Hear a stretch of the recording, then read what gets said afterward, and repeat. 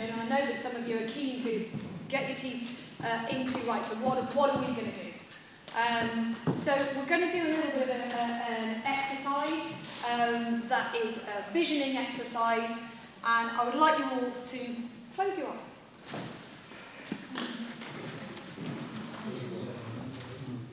Okay, imagine you stepped into a helicopter and you're going to emerge 5 years later. This is 2024, and you see a successful rural district council which has led an effective climate emergency response, picking up an award. I'd like you to have a think. What do you see? What do you hear? Okay. I'd like you to hold on to that, and I'd like you just to have a think. Grab some post-it notes, and I'd just like you to jot 3 ideas down of what you see. First of all, please. So some prompts. So for example, do you see evidence of renewable energy? Do you see how are people moving around?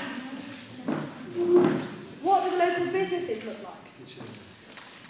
Are there any new developments that you can see? Where's the energy coming from? Perhaps community activities you can see? So if you could just jot down on some post-its.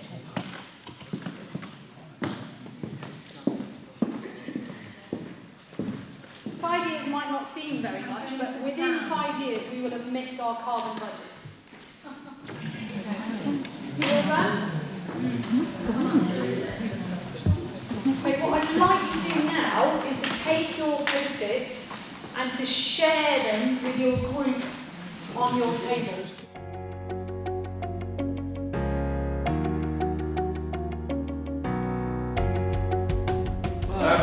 But what we want you to do now is just think, okay, now let's start working back. What is it we did the year before that meant that was what happened in 2024? And then work back, just sort of work your way back to 2020, which we would say is the sort of year when you're probably going to really get motoring on some of this stuff.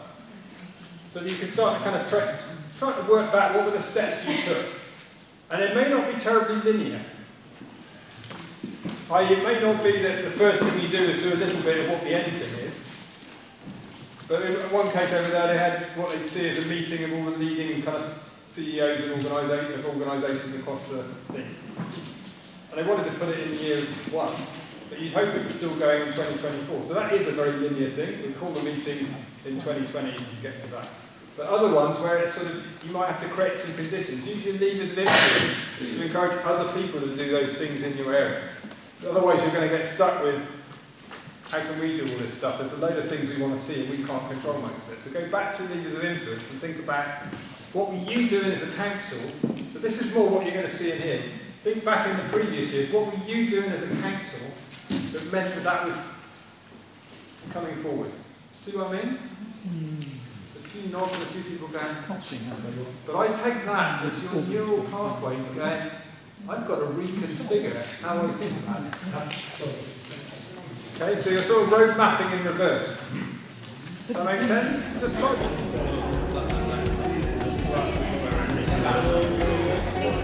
If we could just go around table by table, pick one theme and one way you have mapped out the steps, ideally, and talk us through that. Maybe start with Julie's table. Well, Lucy's going to do this because I'm going to highlight it.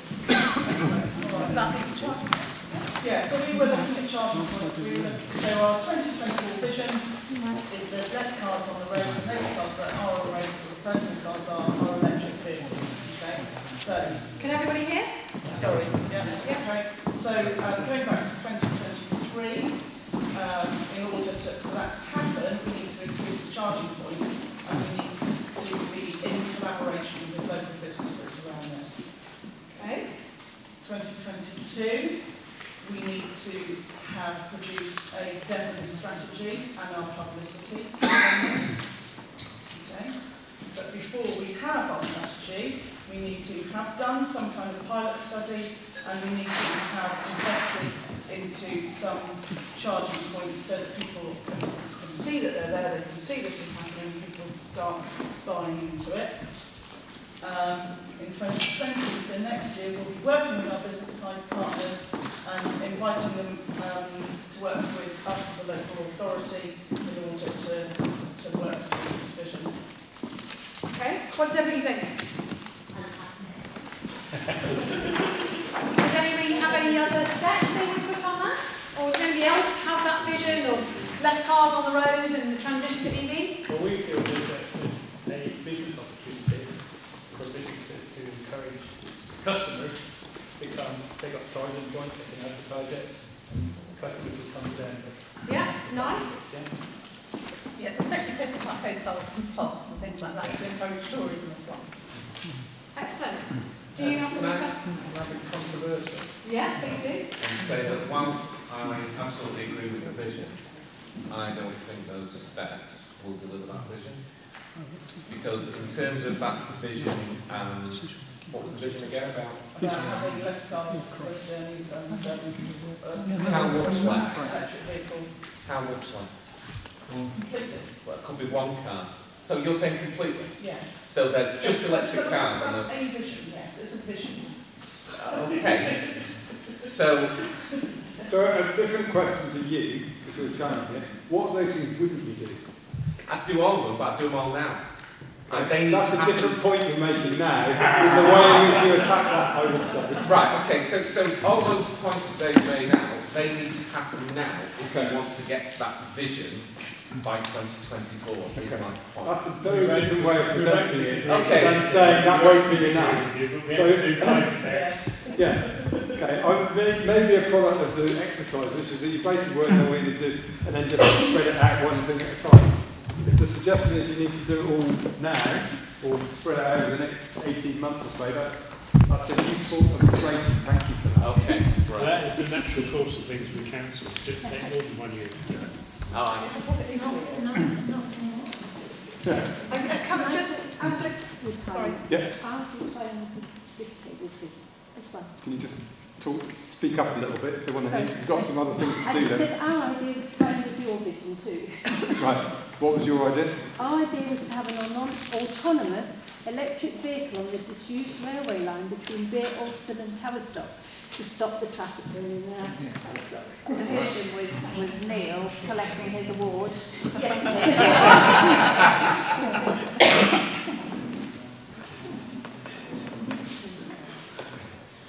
Okay, anyone else had EV? Got disused railways. We got there by having a competition for So there's all of the autonomous one about adding in on EVs, other things that you think We followed a similar timeline, but we had a bit more about behavioural change, promoting that, and also very much part of the Devon Carbon Plan, in that as an organisation, this is going to be us inputting, but the key drivers for that are the county highways agency as well, in terms of setting up that network and local business. And also, we've expanded into more of a secure renewable energy supply, full stop by 2024, working backwards, policy changes needed in 2020. And some of those renewables installed in 2023. So similar line with a few changes. And there was some interesting, when you're thinking about having less cars on the road and EV, that chimed with your team who were actually talking about car sharing. Were you talking about car sharing? Somebody was talking about car sharing. Increasing with you guys, wasn't it? Do you want to looking at apps and things? Just Yeah. Do you want to talk through your thoughts on that? Yeah, well, so as a whole, I mean, our vision is a sustainable, cheap travel network that's very far over 5 digits now. But coming to this end, there's like the lower hanging fruit we can start now. One of them was actually, car sharing, public transport, trying to roll it out on a much larger scale. The communities, largely commute to Plymouth and Exeter for work, so there's scope for reducing traffic and taking the pressure off the private road network, and with it reducing the carbon footprint through like a viable car sharing network that's failed in the past, but nowadays with smartphones and apps, car share apps, and kind of centralised drop-off points, it's a lot more achievable. So we thought, perhaps using our ability already to the community groups we already have within the towns, they're fairly active already, to publicise this idea. And, nowadays with that can be quite manual because it requires spreadsheets and stuff like that. So an Uber style app where you say, you put in your data at the start, what your travel patterns, day of the week, how many are you, and so on. And it would have to, there are apps that exist already, and then it would match you up with people, suggest people, and you pick your top 3 options, and then something like that. With obviously subsequently AEVs and replacing the train. Yeah, they do. But in the short term, that would reduce the pressure. Yeah. And it would also match car ownership anyway, in kind of younger generations. So that's an interesting idea and one that gets quite a bit of traction. What did you discuss the council's role in that and how you might nudge that kind of forward? We did discuss originally proving an idea, proving the principle within either the council workforce or the members. So to begin with, the best place to start with is with the council members. So let's say every meeting we go to, we can roll out, we have to car share, create a car share scheme, trial it, get it to work, convince ourselves that it's viable before maybe rolling out to the staff of the council, and then you can then publicise that as something we're already doing, already exists, already proven to community groups and using our communication staff to roll out to the wider community. So what I would also do, just to add in, is find out whether whether any other sort of employer is already doing it. So now it's solved a lot of these problems. You're going to feel like a lot of these things you feel like you're starting from scratch on, and actually there may be, like you say, there's lots of apps around now. But I think. Sorry? Devon County Council do it. They've been doing it for years. Hospital run, hospital staff. Yeah. So there may be it's more just. Yeah. Because I think it's starting with the members fine, but I think there might be a relatively small group, and actually what we found is they do a lot of car sharing already, because there are a lot of people who car shared to get here. So it may be to kind of step it up, particularly for the commuting journey, and I think that's about your own workforce as well. Does anyone know, has Plymouth got any routes where they've got sort of +2, sort of lanes in dual carriageways and stuff like that? No? It hasn't yet. What? I've got a dual carriageway yet. Okay, but that's been quite successful in some parts of sort of the Avon area where they've just introduced that. And so there's a whole lane that is actually faster to car shares. Yeah, but just to say that on our website we have a where you live part where you put in your postcode and it tells you who your district councillor is and all the rest of it. So we could quite easily, by postcode basically, put enough information in to tell people where the links are to any car sharing or anything else that they could be interested in that's relevant. Thank you. So, on another point, sort of related, is we were talking about things like, just kids going to school and all the parents who take their kids in the car, and actually how you can then, in terms of that behaviour and education, you can start small in a community by having, maybe once a week everyone walks their kids to school and stuff like that. So it's not just about the transport, it's actually about cutting back some of that. So it all links together. Yeah. Walking bus. Yeah. The walking bus, indeed. Yeah.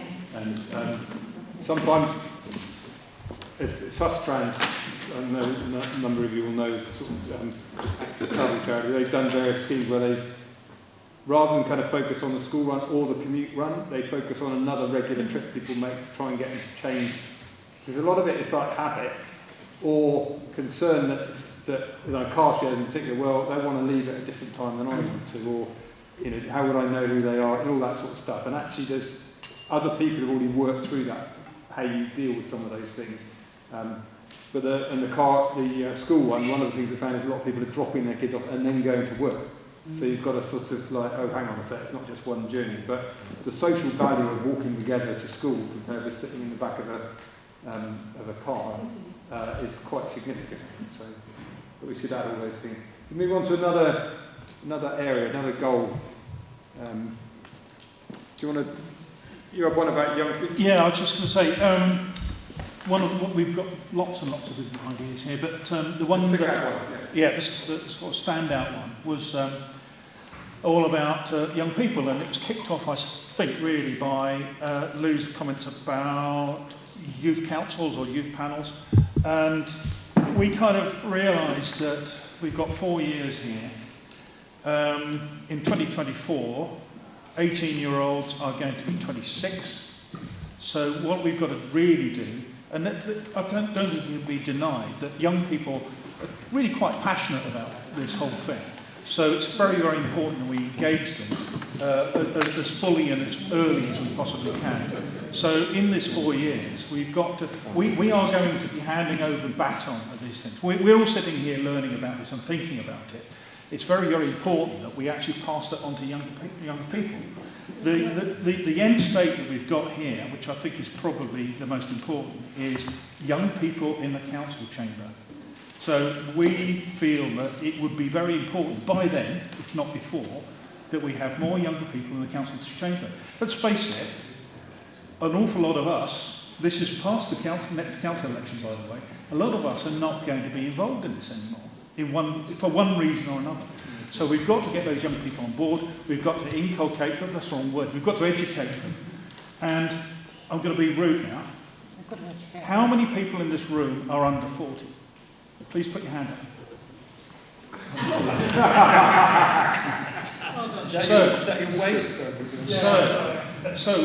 Why are there only 2 under 40s in this room?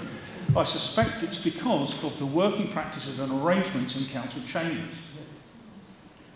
Isn't it important that we we do our very best to make being a councillor and contributing in council work easy for young people? Okay, so what I would like you to do now, before we get into a discussion around it, is what were the things you thought you needed to do quite quickly, and soon we'd start to create conditions in which younger people felt coming to the council chamber was something that would be a better thing to do on a Wednesday evening than anything else. We've got working with the public.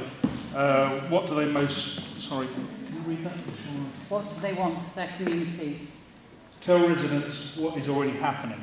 So that really is engaging, I guess, with... You might want to let residents tell you what's already happening, because they've probably got their right. Yeah, one of the things I'm hearing a lot is, what are you, like you're on transmit, you're going to tell people what to do. I think there's an awful lot to do about you getting out, finding out what's already going on. Because your point about young people, they know about this stuff from an educational point of view, they understand the issues. Yes. Their problem is understanding how the system's changing, how they might get involved in that. So it's two-way communication. One of the things that we I didn't mention about Bath and North East Somerset Council, the officer there with one of the members sat down with some of the Extinction Rebellion people. They've been very supportive and worked with them in relation to declaration. Got the declaration now, putting the action plan in place. She sat down with them and said, right, what I'd really like you now to do is get involved in your neighbourhood planning groups and bring this issue into that. Respond to our air quality consultation, because we really need to hear views from this perspective, not just people who want to drive into the city, come what may, what effect it has. And lots of different things. She was saying, you know, if you want to achieve change, this is now how you do it, because you sort of won that first argument. And the slightly depressing response you got, and this is someone who used to run campaigns for Greenpeace, so she's not exactly coming from a sort of like not understanding campaigning. They said, we're too busy. And there is a sort of inflection point where we need to, and this is about young people who will get them in, but you might also have to change the way you do things in order for that to be possible. So when do you have meetings? How do you publicise them? When you're doing consultations about things, how do you enable that? What sort of facilities do you put in that? Those sort of things are really exciting in terms of what energy you can get in there, but also how you get that energy to sort of work with that shared purpose rather than sort of against it. And that possibly means just stepping back very slightly in terms of some things, but also sort of embracing and particularly looking, as you're saying, about your practices and how they enable or get in the way of other parties with interests kind of getting involved. Because these young people have the biggest motivation of all, the biggest incentive to get involved, because they're going to have to live in this world that we create, or have created. Okay. So we have, aside from Neil picking up his knighthood at Buckingham Palace for his autonomous vehicle network, we've also got Neil and Judy picking up a joint award for achieving first council to achieve a 75% waste recycling target. And they can do this by firstly South Wales are going to complete the alignments with other waste. Then we're going to have a massive recycling education engagement programme with the communities. Then members are going to take a really tough decision to go to 4 weekly residual waste collections. That's going to be an interesting moment in the council chamber. But by the time we'll have the press behind us, then we're actually, in 2023, we're actually going to move to that 4 weekly residual collections. And then the target will be complete and we'll win at the awards ceremony. Okay, so anyone else do reducing waste or increasing recycling? No, just in communication with the youngsters. Maybe we should all put aside the day that they're having their next strike and invite them all to come and talk to us instead of getting in everybody's way. On Friday this week. Depends how you invite Not a long time. Not big, not joyous. I think that's where the sort of youth climate panel that Gloucestershire are doing and a number of other places are doing is a sort of way of doing that. But what they did was they had in effect, sort of they put out an advert, please express an interest, and sort of selected people from what came forward. Interesting, they went 16 to 25, I think, which is interesting, because that's quite a big age range for people that age. 25-year-olds and 16 was very different, so I think it's going to be interesting to see how that works. But the idea was to just sort of bring some of that energy in and then think about how it can be using their ideas as much as anything else. But Can I pick up on your point there, Sophie? So in the whole moving to 4 weekly cycles, actually we worked with a number of authorities who've moved to, say, 3 weekly cycles, and what they've then found is a bit of a knee-jerk reaction that then things are going to the household and waste centre. So just the importance of one of the which is often a gap, is that whole communication piece around why we're moving to a 3 weekly or 4 weekly service, and what the evidence says already. So that whole communication piece to try and bring them with you so they don't get those nasty knee-jerk consequences of then it all ending up in the household waste centres. It's just that piece going hand in hand, and there's evidence there that can support that. right, With waste, etc., the best people to educate are children, and to, go into schools. The council used to have an officer who's very good, who'd go into schools and things, and actually if we can't afford an officer anymore, maybe local councillors rather, should pick up on their local schools. If they share a ward, just agree to go in, how many schools or whatever. But actually we should be doing it. We should go in and just ask to go to an assembly and to talk to young people, because the nag factor is the best advertising for recycling. Because by the time you've got a child, nagging the parents and the grandparents to get it right, mummy, that is the best way of encouraging recycling, I think, is through children. In fact, it's something that we do in Devon. Yeah, I think the challenge back is actually probably the children in our primary schools can teach us in this room Yeah. more than Yeah. I think that's the scary point. right. Okay. You want to pick Does up? anybody have anything else that they would like to throw into the pot at this stage? I'm conscious. Do your table, Justin, do you? I can put something forward if you wish. Yeah, let's. So I'm going to articulate a lot of things. I'll choose one that I can probably put together. So we looked at what we do internally, as in with our council staff and our council offices, and all the spin-off benefits that the vision might be, which is visual virtual offices. So the first thing is, more or less instantly, is identify the business case, viability, identify the benefits, reduction of staff mileage, office footprint reduction, potential increased productivity, member community miles and the like. And then over the next year or so, identify a strategy, agree that, make sure the members and staff are all on board with it.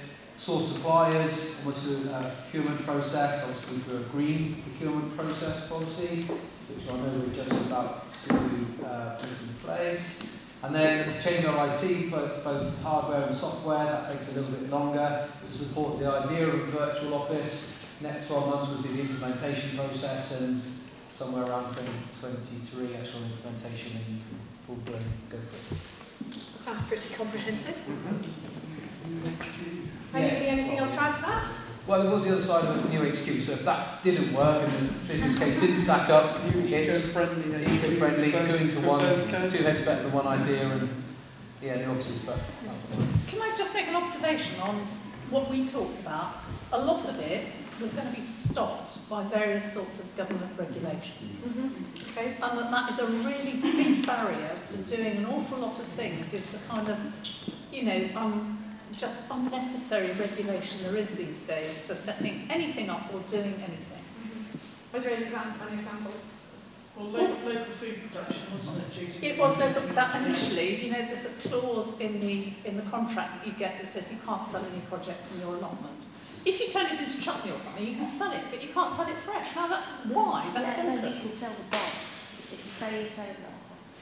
If you sell the box, it's as hackers as Well, yeah, well, I know, Really expensive box. 3 courgette. So I know someone who tried to get around licensing laws by selling very expensive crisps and giving free pints with it. And so there needs to be a bonfire of regulations if we're really going to get moving on this stuff. yeah. Maybe a change in regulations, but it's always an interesting kind of conversation with that, because nearly everything we do has some regulation around it, or market we're working in, or whatever. But it's a good point in terms of lobbying of government and thinking about how that, and I think in this, you had some stuff around lobbying the through the LGA Rural Communities Group, and I can't remember what it was relevant to, but you had something you wanted to lobby the government on, and I think thinking about who you do that with, and how you... The LGA is good because they do have good ways into government. It was to do with putting solar panels on all properties and businesses and farms and this, that and the other. And actually we were saying about lobby local groups first, so the groups that represent rural communities such as SPARS, your DCN, and you have basically, you create a lobbying plan of how you're going to approach it, identify the groups and your stakeholders that you want to work with, and have a consistent lobbying thing, because some of it is going to be changing regulation. And what we were basically saying is to be then like a pilot area, because government just isn't going to give £1 billion out like that, but if they'll give us £10 million to do a trial scheme, but we've got to have the effective lobbying in place. That's where we were coming from. Right. Okay. Okay, well thank you everybody. I think there's been lots of positive contributions there, and when we go away today, we're going to collect this and write it all up, which will be there to be circulated to work out where to next. Obviously there's the intel coming down from the Devon Carbon Plan as well, which will feed into it.